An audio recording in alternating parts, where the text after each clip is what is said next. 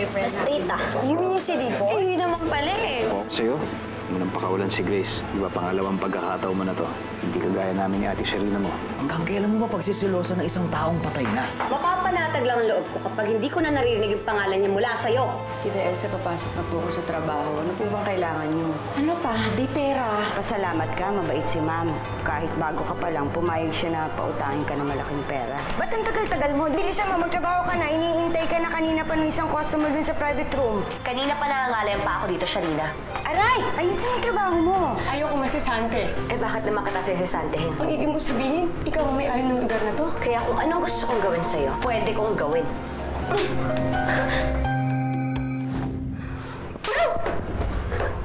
Kulang pa yan sa mga dinanas ko sa'yo nung iniwan ako ni Benji dahil sa'yo!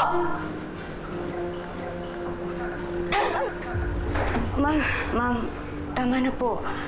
Baka naman marinig po ng ibang customers. Malaki pagkakautang mo sa akin, Sharina. Kaya hanggat hindi ka nakabayad sa akin, akin ka. Tinisin mo nga yung kalat mo. Pagsilbihan mo ako.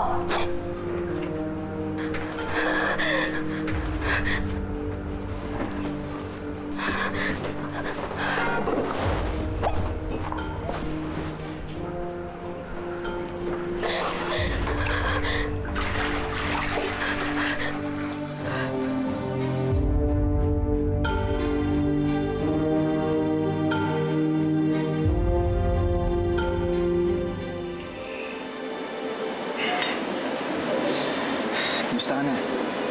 Okay naman ako. Maganda na yung trabaho ko, di katulad noon.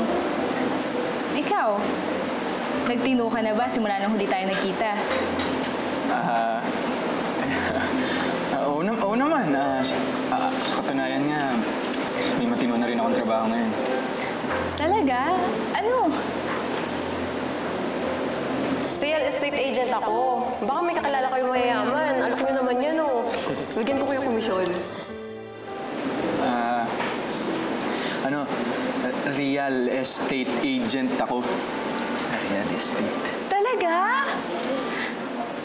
Magkano na ba yung bentahan ngayon ng lupa sa Green Hills? Kasi meron akong kakilala, yung zonal value sana, yung mga 50,000 up.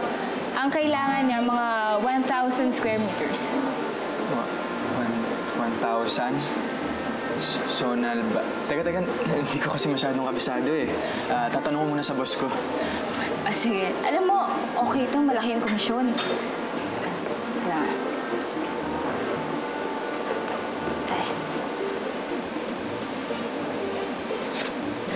Ito, calling card ko. Balitaan mo ako kapag alam mo na yung price, ha? Total, nakuha ko naman yung number mo kanina eh.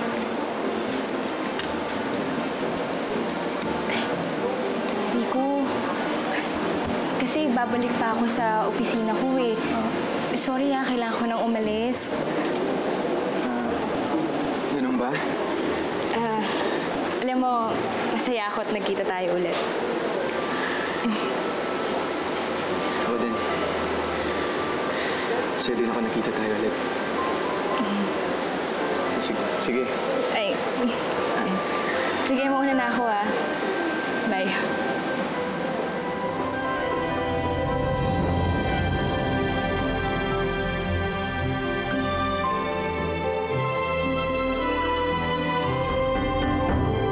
Ganda nito, no? Para sa mami mo yan. Makikipagbati na po ba kayo kay Mami? Oo, anak. Hirap na kasi yung parati kami nag-aaway. Alam mo, hindi maganda yung nag-aaway. Bakit niyo po ba kasi inaaway si Mami?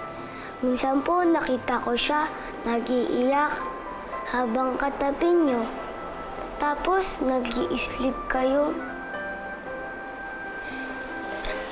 Hindi ko naman siya inaaway. Sunshine, alam mo kasi, yung mami mo, may pinagsiselosan ng isang tao na dapat hindi naman niya pagselosan. Kaya ang gagawin ko, eto, ayaw na ni Daddy ng gulo eh. Kaya kahit hindi ko kasalanan, magsusorry ako sa kanya. Ang bait talaga ng daddy ko.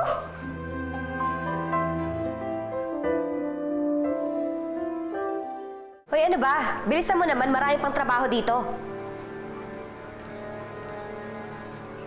Oh, anong tinitinting mo dyan? Lalaban ka?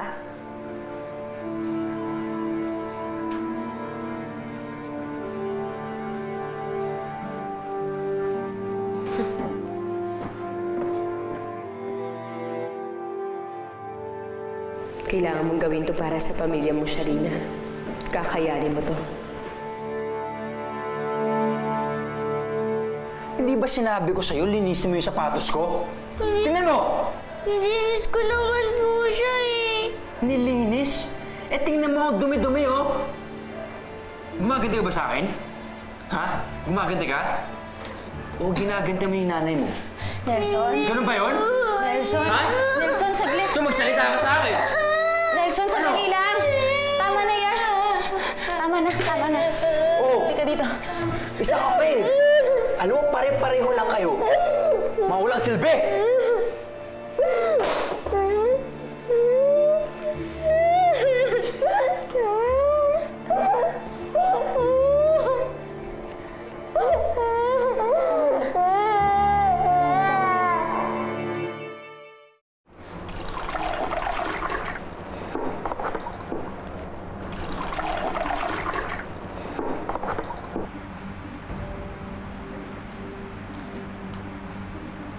Sir, taas lang po natin, ha?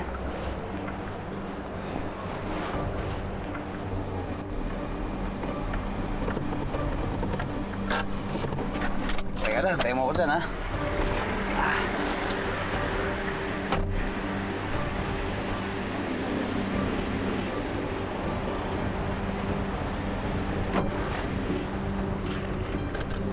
Let's go.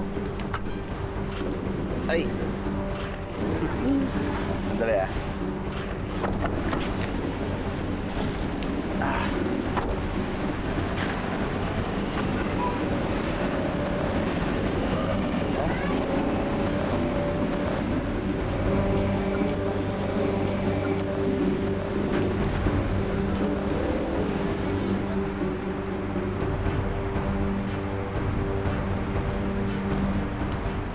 Excuse me. Si Emmy.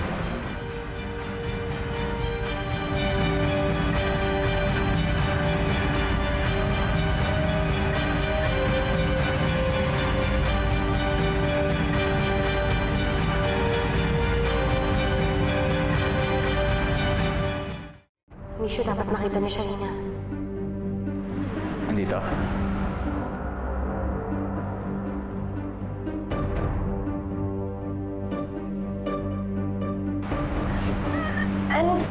Anong ginagawa niyo dito?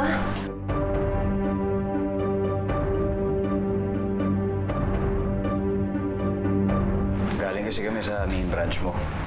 Sabi nga doon, nandito ka. Para sa'yo. Magsasorry na po sa inyo si Daddy, Mami, kasi ayaw niya po na nag-aaway kayo. Totoo ba yun? Pipilitin ko na kalimutan si Sharina magmula ngayon.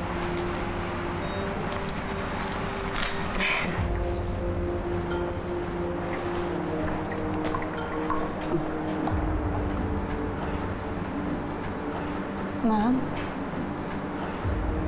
Kaano-ano po ni Miss Amy po yung kausap niya? Asawa niya ata yun. Oh, wag lang tanong ng tanong ha, ayusin mo yung trabaho mo. Opo.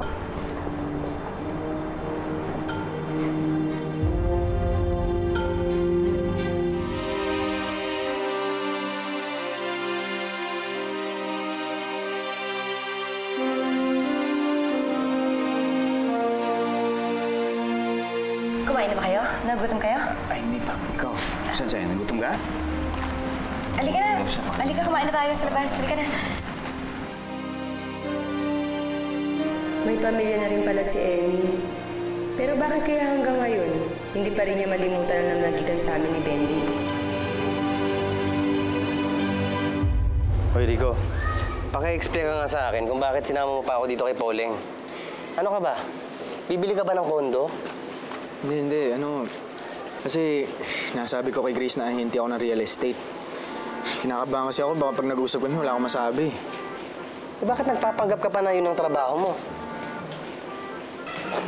Kasi mukhang the same thing nakuha niyang trabaho eh. Tignan mo, oh. May calling card pa. GB Marketing Corp. General Manager? Uy, Pauling! Ano, nakuha mo ba yung zonal value sa Green Hills? Umigit 50,000 eh. Oo, naman. Ito. Teka lang. Ayan. Sa Annapolis yan. Salamat! Sa Connecticut at Florida. Salamat. Ano? Pauling, salamat. Salamat talaga. Niloloko mo kami, ha? Hindi. Akala ko ba hindi mo puporman si Grace? Eh, dyan na rin papunta yung ginagawa mo eh. Andiyan yung nanay mo. Sabihin mo na ha, magsumbong ka na. Ayoko po. Ano ayaw mo? Ako magsumbong. Wag po, Tita Monica. Anak? Oh. Anong pinagtatalunan niyo ni Tita Monica mo? Ha? Joy, Tita Monica, mag-aaway lang po ulit siya ng nanay at tatay. Ha? Bakit? paano yung asawa mo pinag-initan na naman na anak mo? Nagbuhatan ng kamay kanina. Totoo ba yun? Ayaw niya na po awayin si tatay. Ako naman po yung may kasalanan eh. Hindi ko po nagawa ng maayos yung utos niya. Nelson talaga.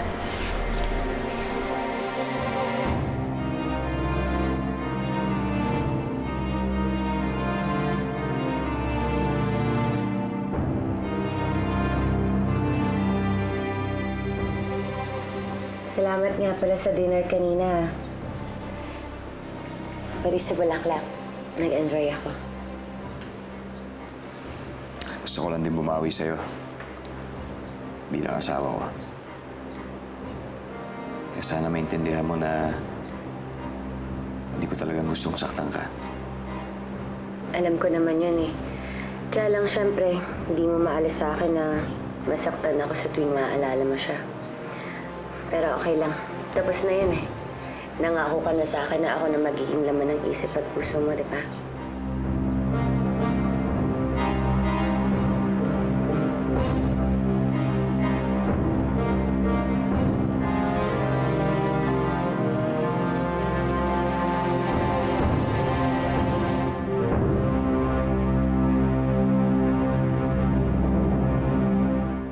Nakangiti po umuwi si Ate Emmy. Kasama po si Kuya Benji. Mukhang okay na po sila. Ay, naku, salamat naman. Matatahimik na ang bahay natin. Wala nang problema sa mag-asawa. At ito namang apo ko ay nagtitino na. Salamat po, Diyos ko. Salamat din ninyo ang dasal ko. Hi, guys! Meron ako mga gifts para sa inyo. Bye-bye! Thank you po. Lola Ingay, this is for you. Pati ako. Wow, salamat. Nico, this is for you. Para saan to? Basta i-open mo na lang.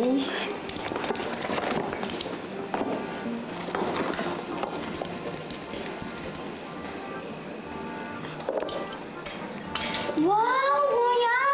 Ang ganda naman ng cellphone na yan. Touchscreen! Mahal to ah. Ba't mo ako binibigyan ito? Remember, nung nanligaw ka sa akin, di ba cellphone yung hinili ko? So, bibigyan din kita ng cellphone. Nililigawan mo ko? Actually, hindi naman sa ganon. Eh, kasi di ba mag-ex tayo? So, binabalik ko lang yan at gusto ko makipagbalikan sa'yo. Pwedeng kausapin mo na lang kapag may desisyon ka na. Bye?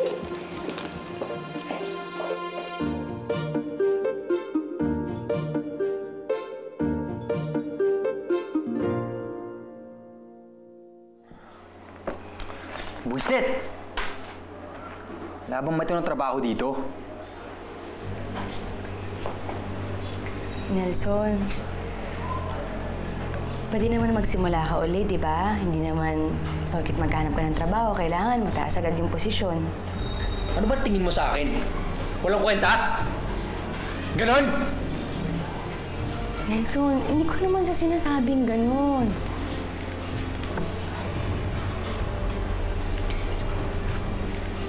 Pwede ba tayo mag-usap tungkol kay Joy? Ano naman yan? Nagsumbong na naman siya, no? Nelson, nakikiusap ako sa'yo. Kung galit ka sa akin na lang. Huwag mo na idama yung anak ko. Hindi ako yung dapat magpagsabihan. Yung anak mo, siya yung pasaway dito. Pasaway? Nelson, hindi. Kilala mo si Joy. Pinalaki natin si Joy. Mabait siyang bata. Kaya parang awa mo na. Kung sa akin ka galit, sa akin na lang. Kung hindi ako tumigil, anong gagawin mo? Iiwanan mo ako? Wala naman ako... Hindi mo ako pwedeng iwanan, Sharina. Akin ka. Asawa kita.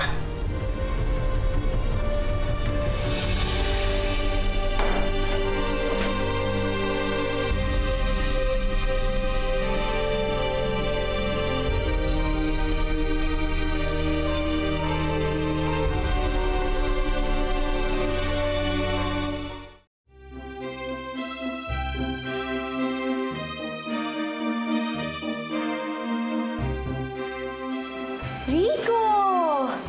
Ang bilis naman. May sagot ka na agad.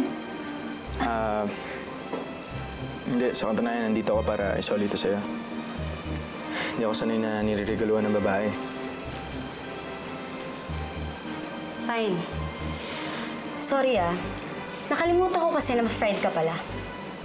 Pero Rico, ano ba talaga yung sagot mo sa proposal ko? Are we back together? Sorry, Lizette. Wala na akong gusto sa'yo. Rico? Oh my gosh. Nay, bakit po kayo sinasaktan ng tatay? Ano kasi anak, mainit lang yung ulo ng tatay mo kasi naghanap siya ng trabaho tapos wala siyang makuha. Pero hindi naman niya siguro sinasadya yun, hindi ba? Tulog ka na. Good night. Sleep ka na.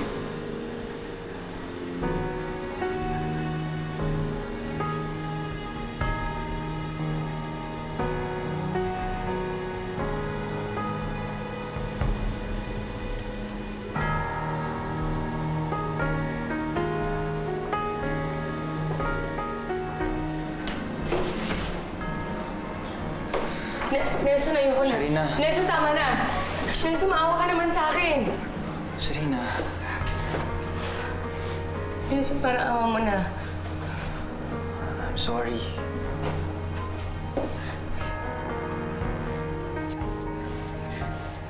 Sharina. Hindi ko sinasadyang saktan ka. Pati na rin ang anak mo. I'm so sorry.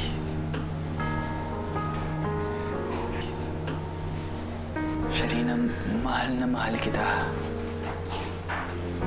At tutuparin ko ng pangako ko sa'yo. Aalagaan ko na kayo ni Joy. Nelson. Sharina, ang dami ko na sinakripisyo para sa inyo ni Joy. Ayoko naman masayang yun. Magbabago na ako. I promise, magbabago na ako. Aayusin ko ulit yung buhay ko. Pero Sharina, huwag mo lang ako iwanan. Hindi ko kakayanin yun.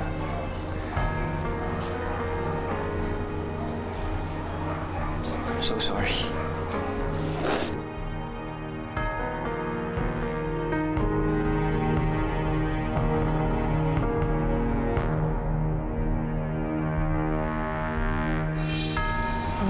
na-stroke si Itay.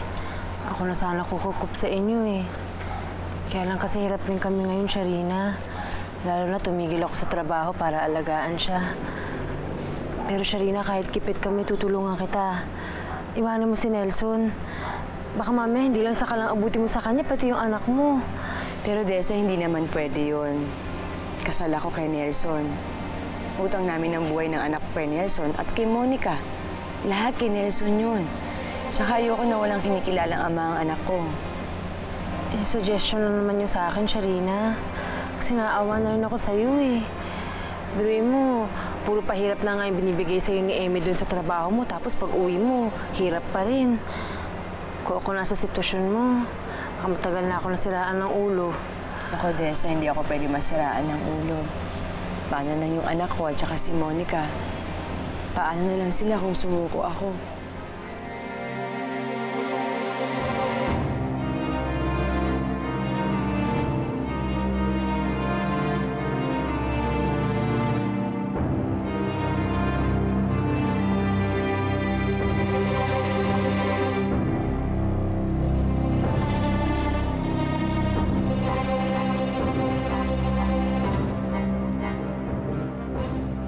Sharina?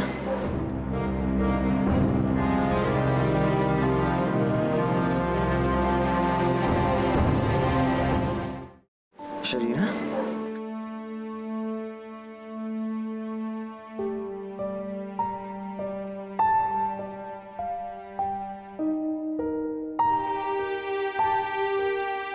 Sorry, Emmy. Pero kahit nakapangako na ako sa'yo, hindi ko pa rin yata kayang kalimutan si Sharina.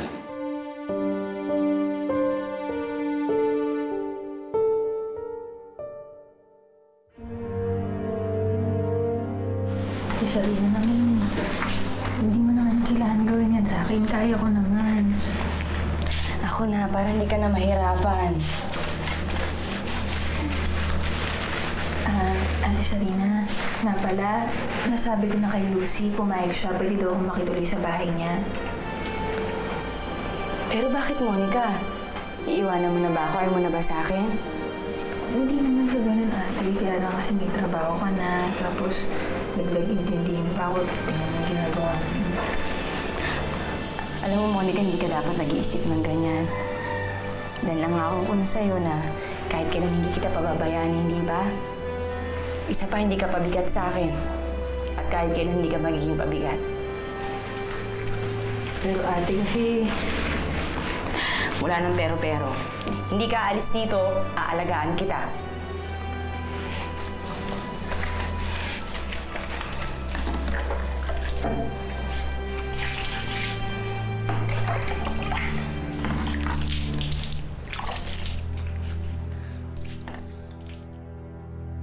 Benji, bakit ba umalis ka na naman? Hindi ka nagpapaalam?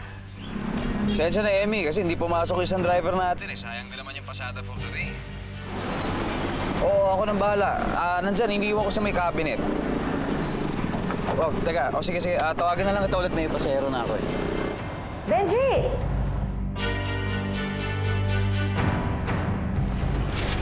Isa po tayo, sir. Makati. Nelson? Benji?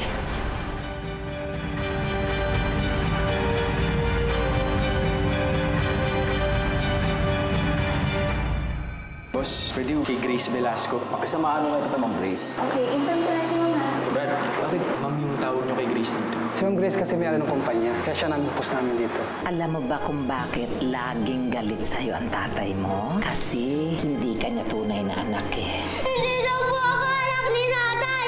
Alis na lang po ako! Joy! Bakit may problema ba? Kasi ate si Joy, naglaya siya hanggang ngayon, hindi pa siya bumabalik. Hindi daw si tatay yung totoong tatay ko. Sino ang tatay ko? Taas ng lagnat mo ah. Bakit kami nalang bata? Wala, nakita ko sa kalsada yun. Lahat taas ng lagnat eh. Gamutin natin. Halika na. Asan na kaya magulang nito? Minsan ko na siya nakita sa simbahan eh. Tsaka alam ko may nanay yan. Kaya oras ng paggaling niya, sorry ko siya sa nanay niya.